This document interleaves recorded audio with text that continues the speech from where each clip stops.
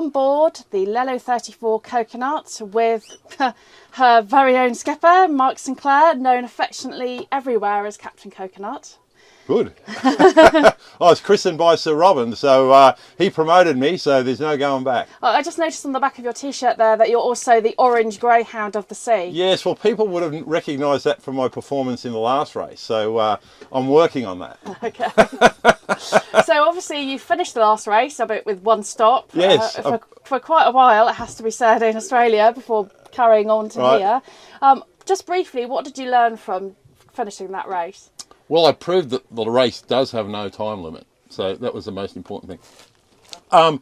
Look, to be honest, of the 5 people that finished ahead of me, or finished without stopping, they had all sailed around the world before. And to be honest with you, sailing to Australia was a good precursor to sailing from Australia to here. So I've sailed around the course. I had to stop, but yeah, I think it was very helpful, because until you don't want to go into Cape Horn gales unprepared, and the sailing up to Cape Horn prepared me for that. It wasn't as severe, but sort of you work up to it, so it's sort of you do your 101 gales and your 201 gales. Well, Cape Horn's like a 303, in university. It's a 3rd year subject. And you want to be experienced. You want to have done the prerequisites, and so I think everything. The first half was a prerequisite for the second half, and I think that was a healthy way to do it. And I just remark at how when Chichester went around the world and stopped in Sydney, that was the best that was done at the time. So it's still no small feat to do that, even if I did stop a little longer than he did. And what have you learnt from finishing the race? What changes are you making as a result of your experience? Well, I guess I've made some changes progressively as we've gone, and one of the main ones is in the really heavy weather. I was sailing when I rounded Cape Horn. It was 3 in the morning. It was blowing force 10, and I was steering with the self-steerer. Under bare poles, towing a tyre, running dead square. And I tended to find in the really big gusts, she would round up a little bit. And so I was steering on the emergency tiller, and I had the main tiller, and I had steering lines. And it would run beautifully, but then would effectively jibe, even though I had no sails up. Go from one quarter to the other, and it wasn't set up right. And then I'd readjust the tiller lines and whatever. And I thought, I need to have these adjust, and compensate as we go. And I thought, what, like a self-steerer? Oh, duh. So what I did was I had 2 sets of tiller lines running from the Aries on the main rudder and the emergency rudder. So 2 rudders going from side to side like that. And even in the squalls, squalls 50 to 70, she ran true. Towing a tyre under bare poles, doing 6 knots. I thought, fantastic. I'm actually, you still get a big breaking wave astern. They largely pass harmlessly over the side. Sometimes you come in the cockpit. Sometimes they knock off the self-steerer vane and you put another one in. But she wasn't rounding up. And I think we're all worried about breaking waves on the beam. So rule number 1 is never have breaking waves on the beam, and certainly going with 2 tillers, the emergency and the main tiller, concurrently off the wind vane was my, I guess, most interesting bit of knowledge.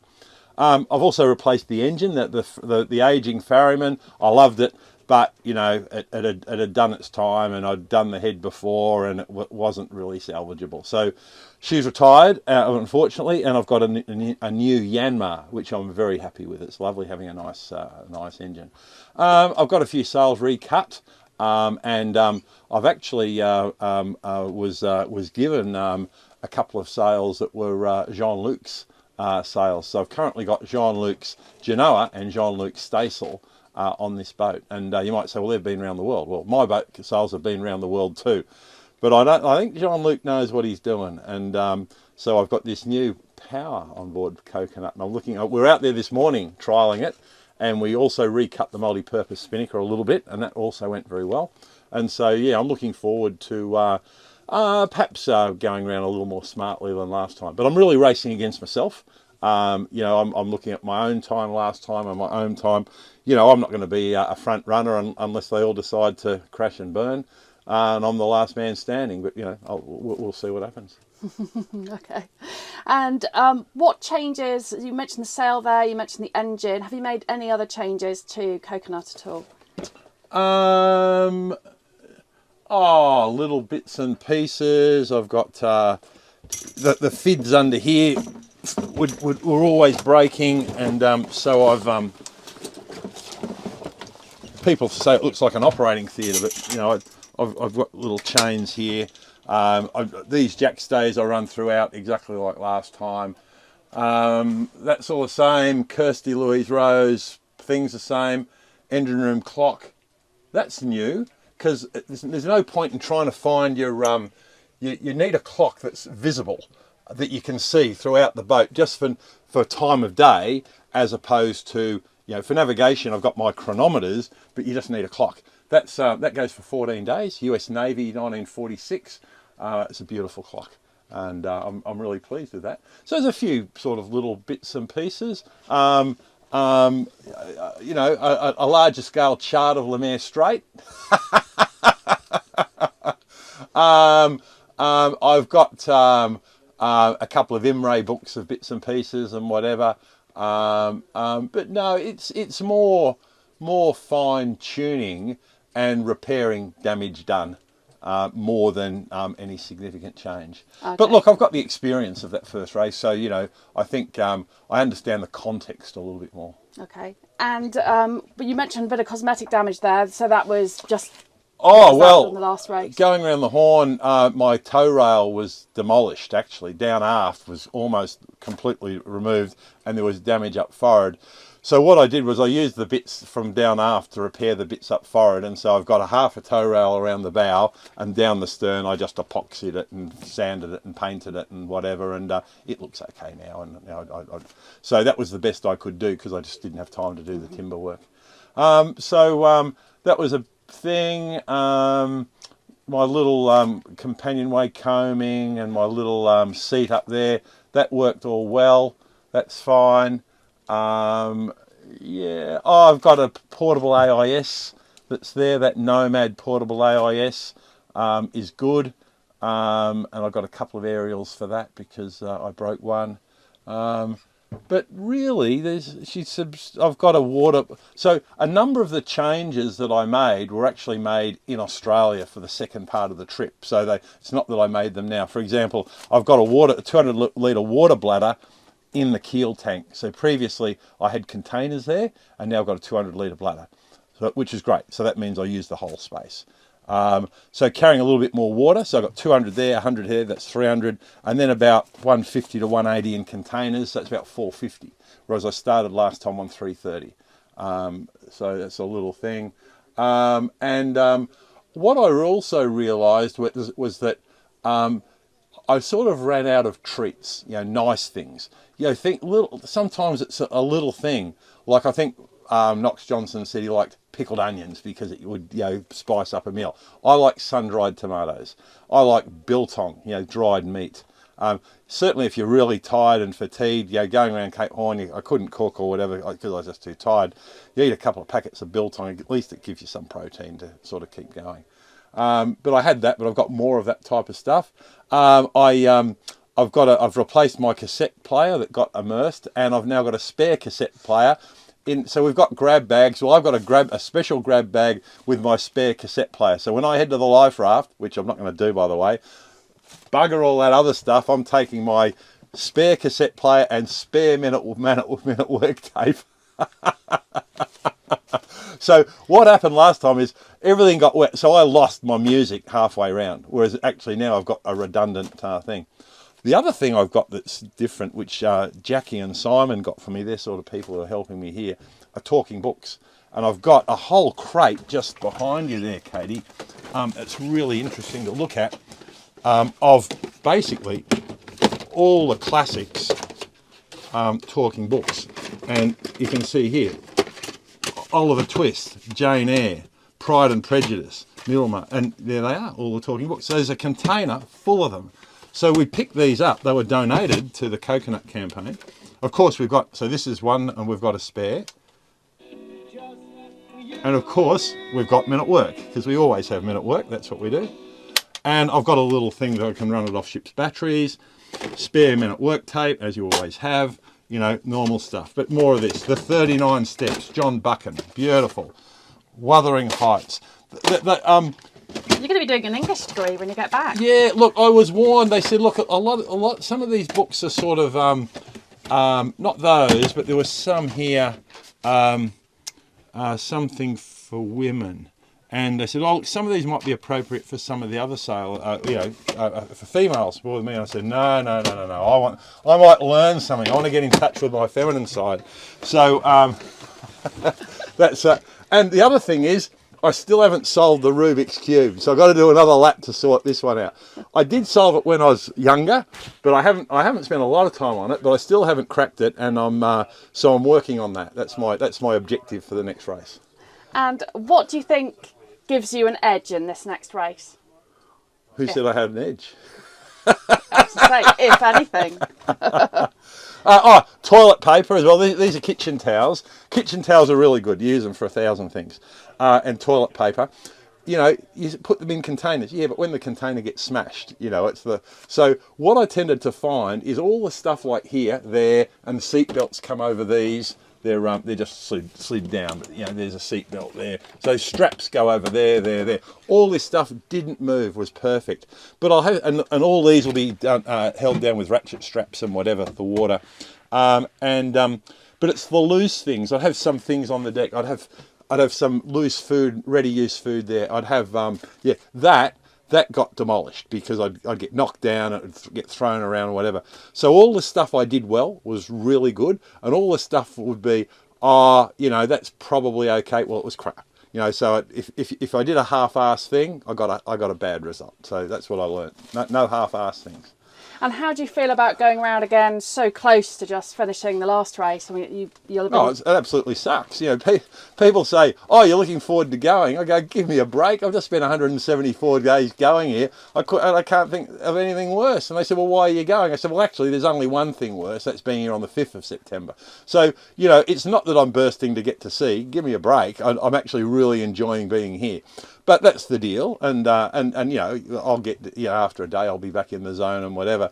But it is a bit tight, and you know, I would like longer, obviously. And I mean, and also I've been working very hard, so I really haven't had much time off. I've been going flat out to get the boat done, and I've done it largely by myself, and I'm unsponsored. But I've certainly got a fantastic grassroots support network of people that have who I've got. 3 or 4 guys that joined the Navy with me on the same day back in 17th of January 1977 that are here now helping, doing stuff. So that goes well.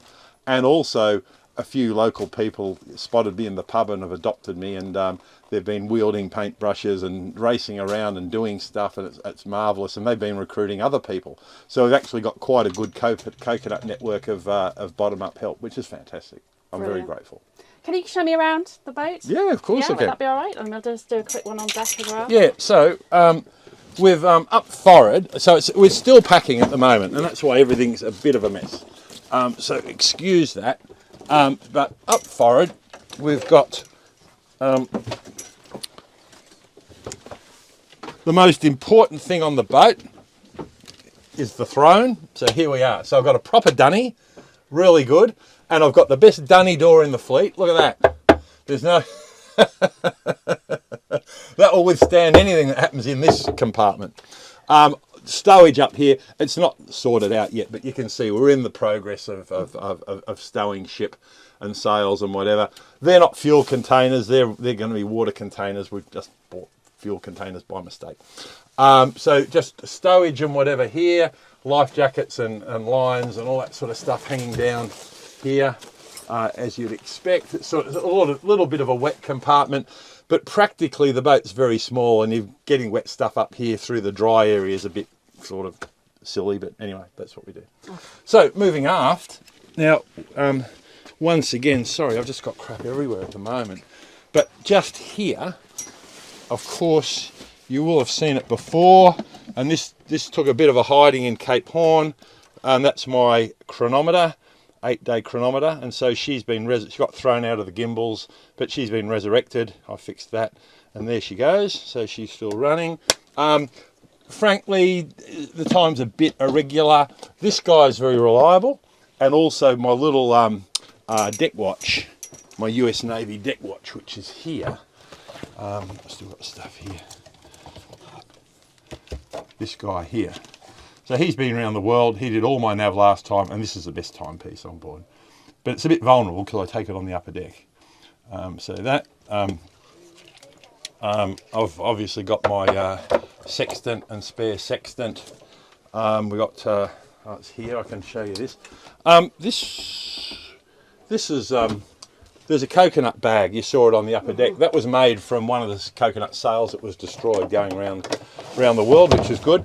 And this bag here has been made out of an offcut of my spinnaker. Been around the world. That's for my daughter. So it's a nice little bag.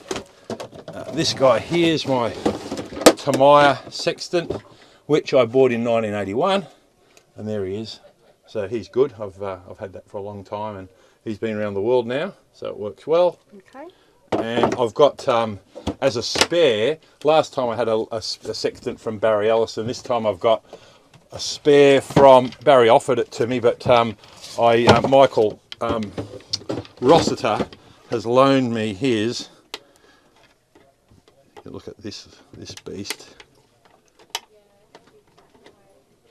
If I can work out how to open it.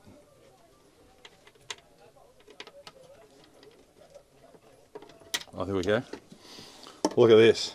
Carl's Ice, 1973, in mint condition. That's not bad for a spare sextant, So being a bit of a navigator, I sort of enjoy bits and pieces like this. Even if this little bezel ring sort of is a bit loose, but that's okay. So they're my sextants. And let's just put that away. You can see this netting here is really good. It's sort of, once stuff's secured there, it doesn't move, and it's also dry. Nothing got wet here, which was really good. That goes there, and you can see it can toggle like that. Nothing's going to move. Fantastic. So there's two shelves there. All this stuff here, as I said, we get seat belts around there, so they extend up here, and I pull that up tight, and I can pull that up tight, and that secures this stuff here, so I can bounce that down and whatever. Keep the light ones on top, the heavy ones down the bottom. Your nav station's kind of all set up, and yeah. Interestingly, here's this little guy here is my previous trip on one piece of paper. Oops, sorry. So there we go. So and I've marked every week. So the crosses a week, 1 week, 1 week, 1 week, 1 week, and I've put the date there. So that's my trip around the world, out and coming back, and around you can say it's taken a bit of a beating, but that's what happens.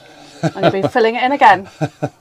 Well, I almost feel like I want to put this in a plastic envelope and preserve it, because wrecking this, I really need another clean one to start again rather than demolish this, because you can see it's got, he's on his last legs. And that's the trip across the Pacific and around the Horn, just with the weekly positions. Brilliant. So that's a bit of fun. Got a new speaker for the HF there, it's plugged in. Sat phone here, that's no change. That kangaroo was off Australia too. They're winning America's Cup yacht. So that was from Kingsley, which is pretty good. So that's a little bit of Australiana there. Metho stove. It's all pretty simple. Okay. I've got the emergency tiller rigged on the upper deck, and it's rigged full time now. So I sailed from Australia with that. I can show you that too. Brilliant. I can see there you've got your green card, which means you're good to go. Yeah, no, that's right. That was very pleasing, and the team are really happy about that. So I've got a team of good supporters, and so we're very pleased. And I've stapled it to this bag, which is my special coconut bag, and that was made from one of the sails that we destroyed in the North Atlantic. So these sails have all been around the world, and we made a bag out of it, which is pretty neat. So, so that's our coconut bag. In the cockpit, one of the little changes I've made is I've got the emergency tiller and emergency rudder permanently rigged. And you can see here's the main tiller to the main rudder, and I've just got some blocks and tackle, and I can just set that wherever I like. And we're setting up the self-steerer this morning, but the self-steerer drives this guy. And this guy's emergency rudder inside the self-steerer hanging over the stern. So that goes through these little return blocks here and over here. And I've just got to sort out the connection. I've just got a little staghorn there, but I can mount a little thing, and I've got some chain I can put there as well. So that there drives this guy, which works really well in most circumstances, particularly running, because you've just got a small rudder right down aft. And you've got obviously an Aries wind vane, you're sticking with the Aries. Why is that? Out the back. Well, this is one of the original Aries. You can see here IOW, which is Isle of Wight. So that was, that's probably 50 years old, probably older than the boat. And but look, it's like a piece of machinery. It's like a Swiss watch. Beautiful. And that's just been to the World of Aries in Amsterdam, and Lean Nellis has given it his tick of approval. So it's ready for another lap. So it's already done 2.5 laps of the world, ready for yet another. So I'm really comfortable with the Aries. I had Aries on my previous boat, and I quite like them. So that's Coconut self-steerer, and driving this guy here. Now, one little change is I've also got blocks here, you can see, and on the other side.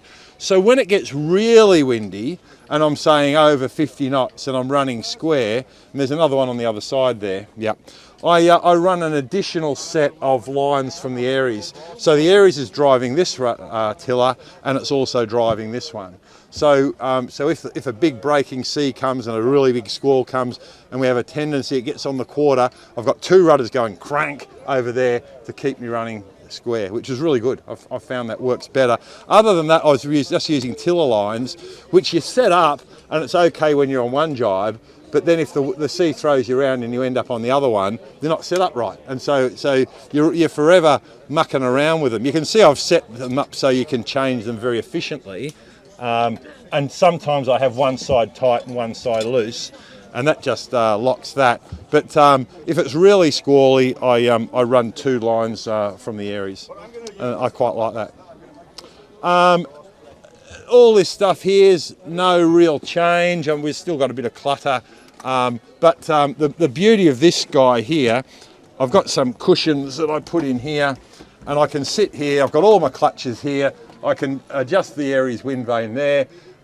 If the wind's up, the weather's up, I can put this up here. So if the cockpit's full of water, it provides a little breakwater there. And then of course, I can lower this little guy here like this.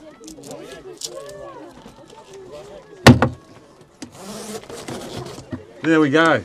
So what it means is if I've got stuff coming in from astern, I can keep nice and dry. So it works really well, and I'm really pleased with this setup. So this was made by Arthur Vandenbroek in Adelaide, and it got a bit bashed around, so he replaced it for me when we got to Adelaide. So it's nice and clear, and you can see through it, and it's really neat. So I'm pleased about that. I'm carrying more water this time, so I've put a bladder in the keel, and I can actually show you if you want to look down. You can probably see it here. Because obviously last time you almost ran out of water, didn't you? That's right. That's right. So under here we've got, and it's deflated at the moment because it's empty, but you can see there's a 200 litre bladder that's fitted in there, and it's connected up. So I've got a port tank here, 100 litres, I've got 200 litres here, and this one gravity feeds down into that one, and I can feed off either. So there's 300, and I've got about 150 to 180 depending on what I want to carry in containers, and that just tops it up, and I manage all that lot. So that was just a little excursion back there. Oh, and there's a brand new Yanmar engine in here too, which you can see the top of. very easily. If I just pull this up, you can see he's sitting down there, and I can quite easily pull this guy out here, excuse me, and there's that a thing of beauty. So I'm very pleased with that, and you can see we made some interface plates there to bear it, and it's good. It's smaller, lighter, more powerful, more efficient, so it's a really good little change. Although I was sad to see the end of the ferryman. It was a bit of history, but not really up to, the reliability wasn't really up to it. Okay, we should go up forward. Let me just put this back. This all fits together like a Tetris, so it doesn't come adrift. Click, click, okay. And then this all comes up together as well, and that comes up together there, and that slides back. So I've got all sorts of layers. I've also got a storm board for this, so I can either put that there with a storm board up here, pinning into here, or I can put this up and I can still run the storm board external. So it just gives me another layer of safety if this has to turn into a lifeboat. And is that the same setup you had when you just finished recently, or this is an addition? No, so I did that in Adelaide, okay, and it's been on board. It's up forward under the sails. It's just, and you can see I've got pins here, so when this is down it can sit in here, and when this is up it pins into there. So it can either sit, it sits against here, and I've got pins on either side. One's going into there, one's going to there, and it depends whether this is down or this is up. Okay. So I've got a bit of a fancy arrangement there.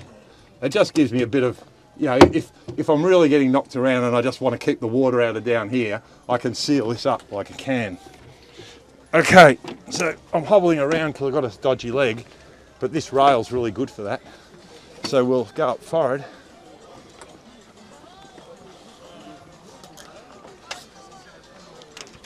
So we've got a new life raft. It's a Plastimo life raft. The GGR requirements are quite specific with respect to safety equipment inside the life raft, and Plastimo provided nearly all the entrance, so it was a sensible thing to go with that. Otherwise, I'm arranging a special raft for Coconut, so that's all good. Any reason why you've chosen to mount it here on the deck? Well, that's where it was last time. I it was good for the weight on the boat, I know some people don't like it, but look, to be honest with you, all the bashing around that I got going around Cape Horn, it was the stern that got the hammering. Up here was dry. So, you know, if you know you get knocked down heavily, you can argue, you know, but I've been knocked down, all sorts of things. It's been fine, you know. If you get rolled, yeah, maybe, but I'm planning not to get rolled. Don't have breaking waves on the beam. Write it in big letters. So you've got two furlers at the front there. Right, now these here, these are very special sails. So this is Jean-Luc's winning staysail, and that's Jean-Luc's winning Genoa. So they're now part of the Coconut sail wardrobe. This one fitted perfectly, and it's probably, I think it's 13 square metres, and my original one's 10 square metres, so it's 30% bigger, which is really neat. And that one is sort of between my number one and my number two, so it's quite a versatile sail. For, you know, and I understand Jean-Luc kept it up the whole time, just reefed it and whatever. So that's you know, I can carry more sail and without having to change sails, which is pretty neat. The rest of it's all pretty much the same. That's a new spinnaker pole. I bent one of the last ones, so I've got two here the same length, but I've just got a new one here. And then I've also got two jockey poles for the staysails, so you can see here. And these are all clipped onto retaining bolts at one end, and they're lashed at the other. Of course, you know from Coconut previously that all the halyards are brought back, and we've got this beautiful piece of art here, which is now showing some signs of wear. You know, that runs everything back, so it's really nice. Yeah, you've got a nice little setup where effectively you can control everything just Yeah. in the cockpit in a really bad weather. I can do it. I can furl the sails. I can put 3 reefs in the main without leaving the cockpit. So, you know, in the middle of the, at midnight, if I want to go from a second reef to a third reef, it's dead easy. And these clutches here just remain on. And what they do is it make sure that the weight of the reef remains in the boom, not through the gooseneck. Because otherwise, if you put 3 reefs on and each one of them is with a clutch back there, you're loading up that gooseneck something horrible, whereas it's all there. So if I unreef, I've got to come and throw the clutches, but unreefing means the weather's getting better, and if you don't want to go up, don't unreef. So what it means is I don't have to leave the cockpit unless I want to. And in fact, I don't even go in the cockpit, I just go in the Dodger, so I sit there and I've got a red light that I can have there, and I've got some binoculars, and in my bed I've got a compass at the end of my bed, so I can lie there, see what's going on. Invariably, the hatch is open 99% of the time, and even in bad weather, the hatch is open, and I've just got the canvas flap down, zipped on one side. So I get plenty of fresh air and plenty of feel about what's going on. One thing I have got that wasn't there previously, quite interesting, is I've got a carbon monoxide detector, and we had a couple of fatalities in Australia about that, and so I got one and I've got a spare, and actually it went off a couple of times coming over, just using the metho stove in really cold weather to heat the cabin up, and there just wasn't enough ventilation. I think, gee, that's a real risk, and it's not in the notice of race. I did mention it to the MSOS guys and whatever, and we discussed the symptoms and whatever in the safety brief. But yeah, I think that's an important thing, and it's cheap, but. And you don't know what's happening, so it's a risk, and it did go off on 2 occasions. So, and then you've got to take it on the upper deck so you ignore it, put it on the upper deck, or take the batteries out of it and keep cooking. No, you don't. You sort of, oh shit. So you need to try and get some circulation in, because with the watertight door closed, I don't close the watertight door much, but this, if I've got water coming over the deck. I can have this in the partially open position, but once that dogged down, and I've got no vents on the upper deck, but people say, oh, it's going to be really hot with an orange deck and whatever.